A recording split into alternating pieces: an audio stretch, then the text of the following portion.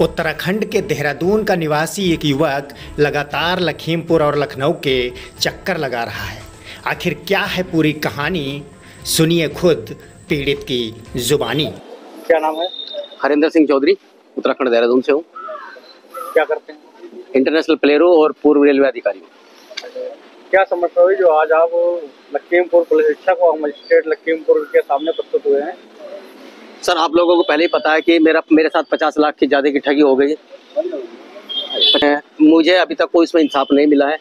उसके बाद में मैंने प्रशासन को अवगत करा चीज़ में जो मेरी डीजीपी के यहाँ के जो मैं डीजीपी से मिलने गया था, जो डीजीपी साहब के साथ मेरी वार्तालाप हुई थी और वहाँ पे मैंने प्रार्थना पत्र दिया था जो कि मेरे पास में है साक्ष्य से।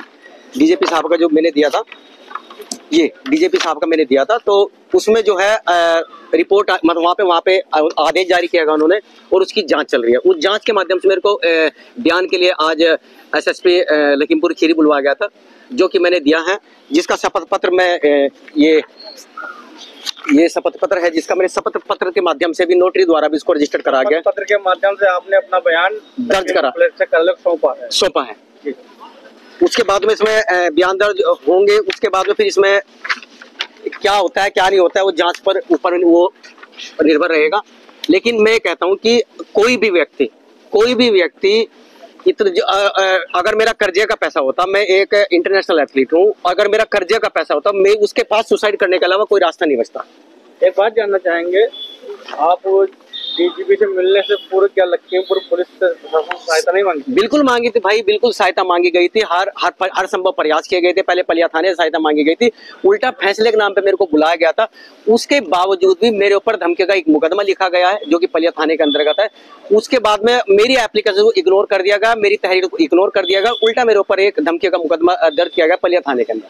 अच्छा, उसकी शिकायत आपने लखीमपुर पुलिस अधीक्षक से की थी। फिर उसके बाद में मैं संतुष्ट नहीं हूँ। फिर मैं डीजीपी लखनऊ गया, वहाँ से मुलाकात करी मैंने। फिर वहाँ पे मैंने अपना प्रार्थना पत्र दिया, जिसकी विवेचना यहाँ पे चल रही है। जिसकी एक बात जानना चाहेंगे, आप देहरादून उत्तराखंड के रहने वाले हैं और ये खीरी जिले में आपसे कैसे क्या हुआ जो आप ठगी शिकार हो गए? सर देखो, उसने अपने आप के मेरी मुलाकात बस में चलते समय हुई थी। उसने अपने आप को शादीशुदा मैं शादीशुदा नहीं हूँ। उस समय बताया था कि मैं शादीशुदा नहीं हूँ। उसके बाद में जिसने फ्रॉड किया वो एक महिला है। वो एक महिला जिसने फ्रॉड किया, वो एक महिला है जिसने फ्रॉड किया है, वो महिला है।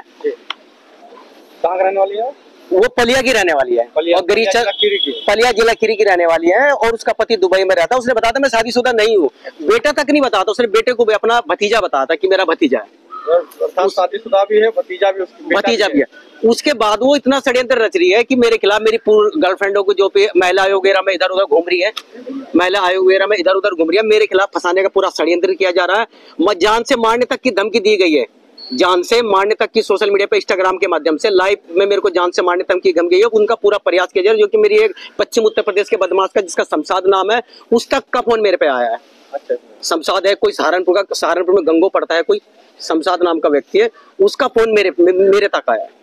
पूरा ये जो आपने घटना घटित हुई, इसको लेकर के आपके कैरियर पे क्या प्रभाव पड़ रहा है? सर पूरा फर्क पड़ रहा है। मैं 2 महीने तक अपने घर नहीं पहुंचा हूँ, क्योंकि या तो भाई मेरा पैसा वापस करो या मेरी पत्नी को वापस करो, दूसरा कोई विकल्प नहीं है मेरे पास में। अगर आपका जो अपना परिवार है, बीवी बच्चे, वो सब कहाँ है? वो सब देहरादून में अपनी नानी के यहाँ है, और उनका डिवोर्स फाइल हो रखा है, इसलिए करवाया रिया वर्मा ने, जो पश्चिमी महिला उसने कराया ठंड में। हाँ, तो आपकी जो पर्सनल लाइफ है उसमें भी इंटरफेयर हो गया? पूरा हो रहा है सर, पूरा खत्म हो गया भाई, पूरा खत्म हो गया। अगर मैं कहता हूँ मेरा पूरा जीवन खराब, घर बर्बाद हो गया, घर मकान छूट गया, सारी चीज छूट गई, इज्जत मान सम्मान सब खत्म हो गया। और फिर भी षड्यंत्र पलिया में बैठ के, षड्यंत्र अपने मायके में बैठ के षड्यंत्र मुझे जान से मार, जानलेवा हमला किया गया पलिया के अंदर, जो कि आपको पहले भी अवगत कराया था।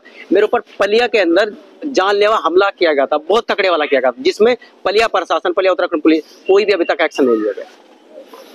गवर्नमेंट नौकरी का मामला था आपका? जी, वो स्पोर्ट्स कोटे थी, उसमें मेरा स्पोर्ट्स कोटे थी, उसमें मेरा क्या था, प्रैक्टिस का था मेरा। अब मुझे लगा कि इसने समय कम था इसके पास में, इसने कहा कि हम विदेश सेटल हो जाएंगे, चले जाएंगे यहाँ से, तो आप नौकरी छोड़ दो। वो अभी मैंने 1-1.5 साल पहले उसको रिजाइन दिया मैंने। कितने रुपए की ठगी हुई?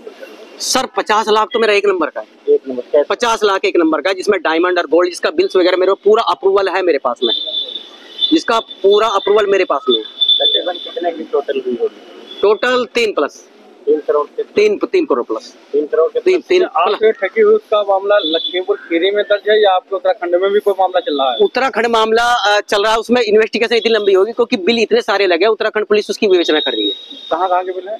इंडिया के अलावा? इंडिया के अलावा मलेशिया भी है, दुबई का भी है, ओमान का भी है और वियतनाम का भी है। कई विदेशों की बिल है आपके पास? हाँ, जो कि मैं पुष्टि पुलिस ने अभी की है, अभी जांच चल रही है, अभी जांच चल रही है और रिपोर्ट सच सबके सामने आएगा। क्या लग रहा है आपको, आश्वासन मिलेगा या कार्रवाई होगी? इंसाफ मिलेगा? भाई देखो, मेरे पास पूरा एविडेंस है, अगर कानून व्यवस्था अगर एविडेंस का मेरे पूरा एविडेंस है, पूरे पास प्रूफ है मेरे पास में, मैं साबित कर सकता हूँ, आंख बंद करके भी साबित कर सकता हूँ। मेरी बैंक की ट्रांजैक्शन है, ऑनलाइन बैंकिंग ट्रांजैक्शन है, यूपीआई के माध्यम से द्वारा भी पेमेंट किया गया है, तो सारी चीजें अप्रूवल है मेरे पास में।